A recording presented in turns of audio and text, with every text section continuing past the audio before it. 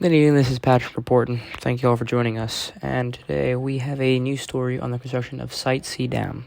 Now, the main question is, how does it affect indigenous communities? Site C Dam significantly affects the indigenous communities in the Peace River Valley, particularly the West Moberly and the Prophet River First Nations.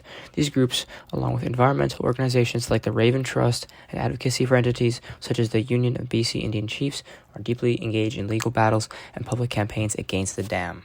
Now, the Site C Dam is located in a culturally and ecologically rich area of the Peace River Valley, a place of immense importance to the indigenous communities for its historical and spiritual significance.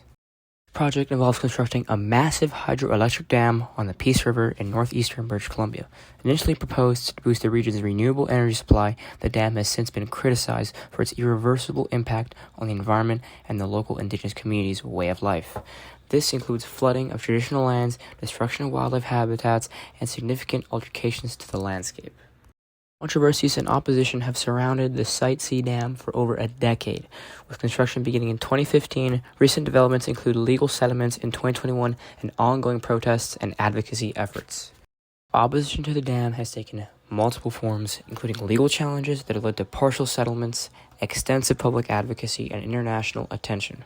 Indigenous groups have used every available avenue, from courts to media, to voice their concerns and seek redress. Meanwhile, government responses have fluctuated, with some promises made regarding better inclusion and respect for Indigenous rights, though many activists and community members remain skeptical of the commitments being fully honored. Now we have Josiah on the scene. Good evening. The Site C Dam project has been a source of intense debate for years. Recently, new voices and agreements have emerged, further complicating the narrative around the massive hydroelectric project. Indigenous Liberal MP Robert Falcon Alouette has broken ranks with his colleagues, expressing doubts about the consultation process with the First Nations affected by the Site C Dam. Alouette, the MP for Winnipeg Centre, raised concerns that the project may not align with the UN Declaration on the Rights of Indigenous Peoples. I'm not convinced that, after having spoken with some of the people who were traveling across the country, that they have been consulted and talked to, and I'm not even sure that we meet the UN Declaration on the Rights of Indigenous Peoples. Ouellette plans to discuss these concerns with Fisheries Minister Dominic LeBlanc when Parliament resumes, seeking clarity on the decision-making process. Meanwhile, the West Moberly First Nations have reached a partial agreement with BC Hydro and the provincial and federal governments. This settlement includes an impact and benefits agreement, contracting opportunities, and the transfer of 5,000 acres of provincial crown land to the First Nation. We've, as a community, come to a realization that they're not stopping. We're painfully aware that we've lost the valley.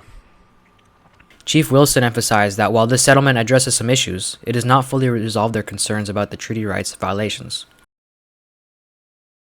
Former BC Hydro CEO Mark Ellison has also voiced his concerns, particularly about the geotechnical risks associated with the Site C Dam's location.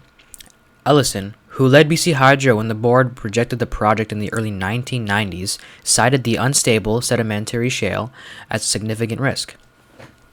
The ground is too unstable. There are too many surprises. No amount of review will give you a greater comfort level of ensuring that it will be safe and it will be operational and there will be no additional expenditures. Despite these concerns, the BC government maintains that independent reviews have concluded that the main dam design is safe, although these reviews have faced criticism for not fully adhering to the Canadian Dam Association's safety review guidelines. The controversy surrounding the Site C Dam highlights the complex interplay between energy development, environmental concerns, and Indigenous rights. As the project moves forward, these voices and agreements will undoubtedly shape its future. Reporting from Northern British Columbia, I'm Josiah. As we conclude today's segment on Site C Dam, I'd like to share some of my personal opinions on what we learned. The complexities of Site C Dam project highlight a significant challenge in our pursuit of renewable energy. For example, the need to balance technological advancement with the rights and traditions of Indigenous communities. It's evident that while the dam promises substantial energy benefits, it imposes severe consequences on the environment and the lives of local Indigenous peoples. This situation compels us to consider more deeply how projects of this scale can be undertaken responsibly, ensuring that all voices are heard and respected. As we move forward, it becomes crucial to integrate sustainable practices that honor both our environmental duties and our commitments to human rights. Up next at 6, we have a story on Project 2025.